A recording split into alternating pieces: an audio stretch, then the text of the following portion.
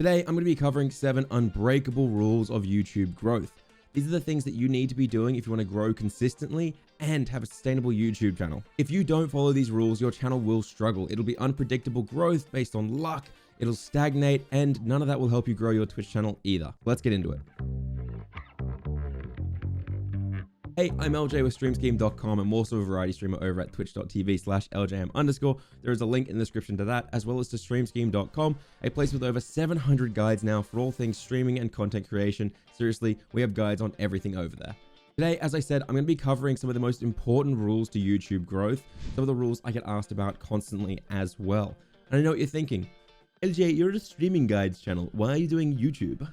Yeah, I do streaming guides, and I've said it multiple times on this channel that YouTube growth, if you make the right type of content, can really help your stream grow. And I'm going to be covering a specific tip about how you can help your Twitch channel grow by creating YouTube content later in this video as well. But first, let me tell you a bit about our sponsor, Own.tv. You guys have all heard about Own.tv now, but if you haven't checked them out yet, you absolutely have to. They're a fantastic resource for all things streaming related.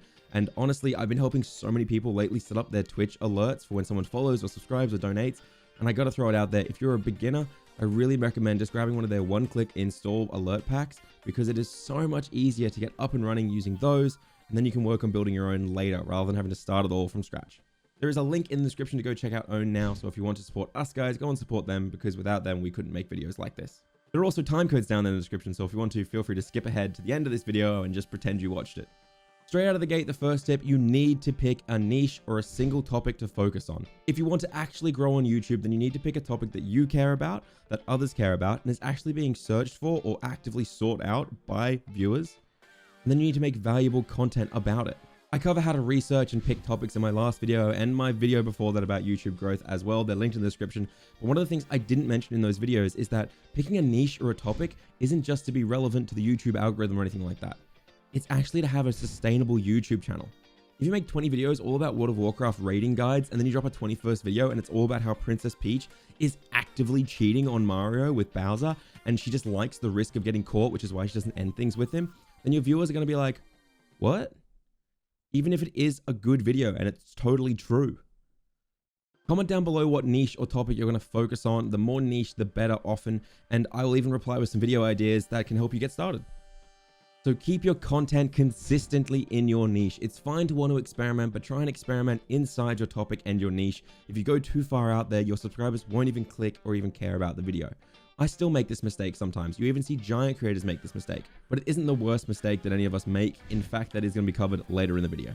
Next up, and I've noticed this trend happening recently amongst beginners and new creators, and I don't know where it came from, but a lot of you guys, especially gaming channels, are adding episode numbers to your titles and your thumbnails, and this is such a bad idea. It is so important for your YouTube title and YouTube thumbnail to be accessible to anyone who sees it. If someone happens to see your video and it's titled Minecraft episode 420, no one's going to click that because it's got 419 other episodes they have to watch in order to catch up and understand what is going on in the series. The same goes for any content. Even if you're doing vlogs, don't name them Family Road Trip number 69, because again, that's not interesting and people aren't going to click that in order to catch up and find out who you are and what you like.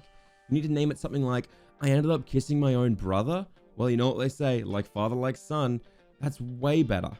So ditch the episode numbers, and more importantly, think about what someone who has no background knowledge on you or your channel wants to see in order to click your channel. Next up, let's talk about upload schedule, which is hotly debated and I get asked about it constantly, and I have to throw it out there. You absolutely need to be uploading once a week if you want to see consistent growth. If you can't upload weekly, then you need to create higher quality content. The rule of thumb is the longer time between 2 videos releasing, the higher quality usually needs to go into the video. The truth is, I can see it in my analytics, and I've seen it in other channels I've worked on as well, that about 5 days after a video goes live on my channel, my impressions start to go down until I upload again. Now, I checked over this to make sure it wasn't just, we were uploading on Tuesdays and therefore it always dies on the weekend, because we uploaded sometimes on Thursdays and it would start dropping 5 days later. Seriously, it is always around 5 to 6 days that your impressions start to dip until you upload a new video. It's why so many creators upload once a day or even 2 times a week. It's because they want to stay fresh in the algorithm. And no, I don't recommend uploading once a day or even twice a week if you're just starting out. I think you should focus on high quality content once a week. And I know a lot of people say, don't force yourself, don't put pressure on yourself. It's supposed to be fun. Just enjoy it and upload when you can. And yeah, if you're trying to do it as a hobby. But if you want to see consistent growth and actually hit the YouTube algorithm and get relevancy, you do need to do once a week. I still want to cover self-promotion, advertising in a second, and I also want to clear away a misconception people have about asking people to subscribe.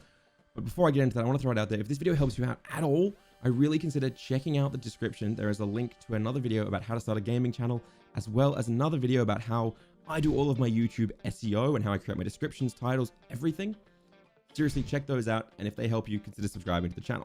And if you need any further help or you want to download some free animated overlays, feel free to check out our Discord. It is linked in the description. We have over 25,000 members in there now, and they're all helping each other out, chatting, networking with zero self-promo, zero spam, zero advertising. It's honestly a jolly good time, which I've never said those words in my life. They're not in the script. Anyway, let's keep going.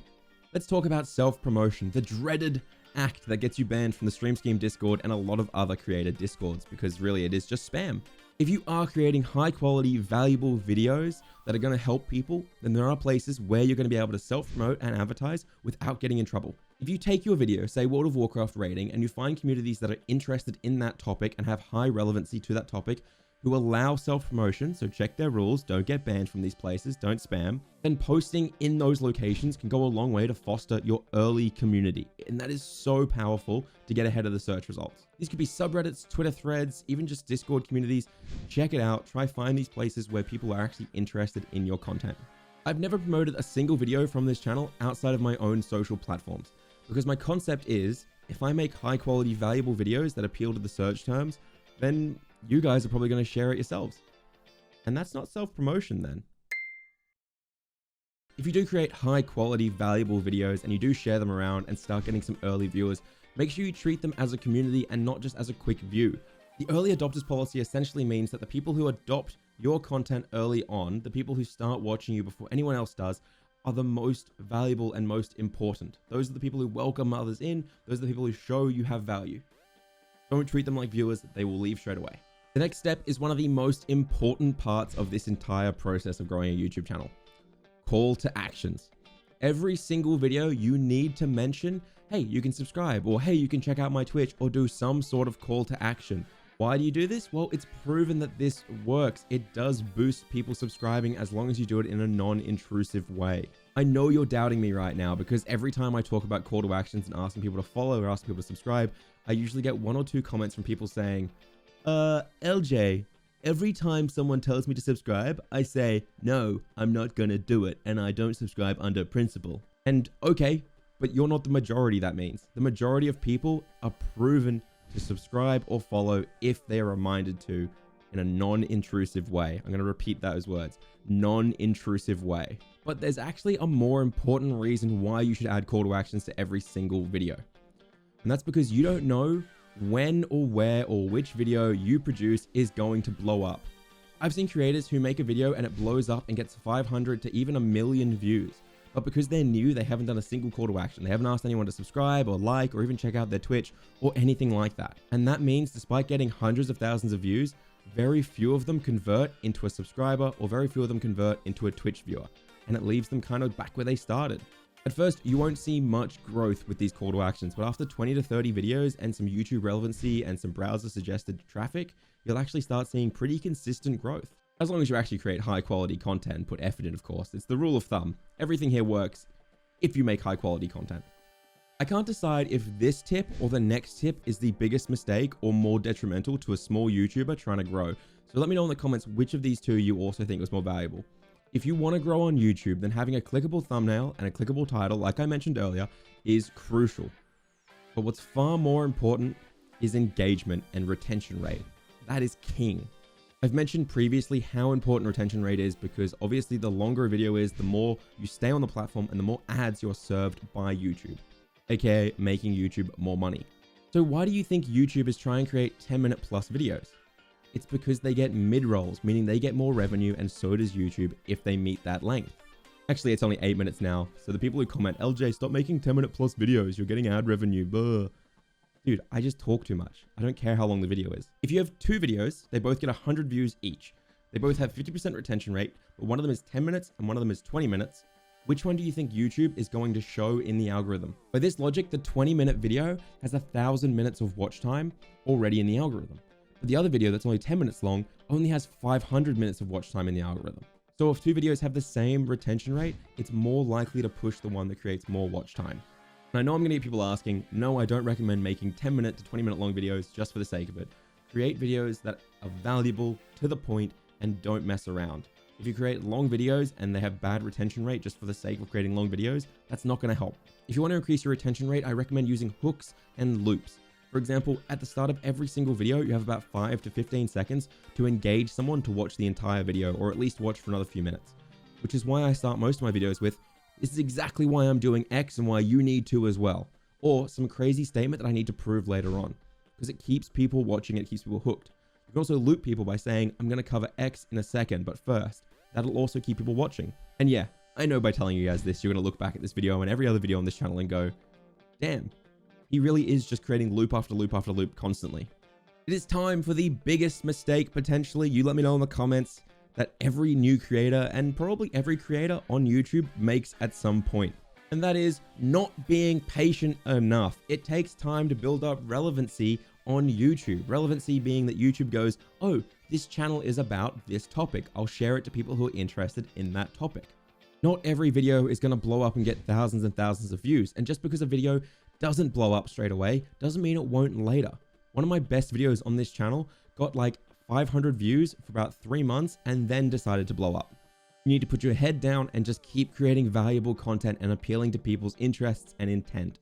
I started making videos on this channel about search-based content for Twitch streamers in August 2020. I released one video a week until October 2020, and I managed to get 1,000 subscribers in that time. Then a few weeks later, we hit 4,000 hours of watch time. And of course, when we were monetized, YouTube turned around and said, oh, we make money by showing ads on this channel now? Brilliant. And then one of my videos went viral. And from there, everything has been so much faster. It's been pretty easy. Now I can just sit back and put my feet up. No, I can't. It's still a job. I still have to produce content weekly. You know the only difference between now and back when I was creating stuff in August? If I created a shitty video back in August, no one saw it. If I create a shitty video now, all of you guys called me out on it. So be patient. YouTube isn't a sprint, it is a marathon. And just like every other thing, if you want to do it full time as a career, it takes work, it takes effort. It isn't a get rich quick scheme. It isn't easy.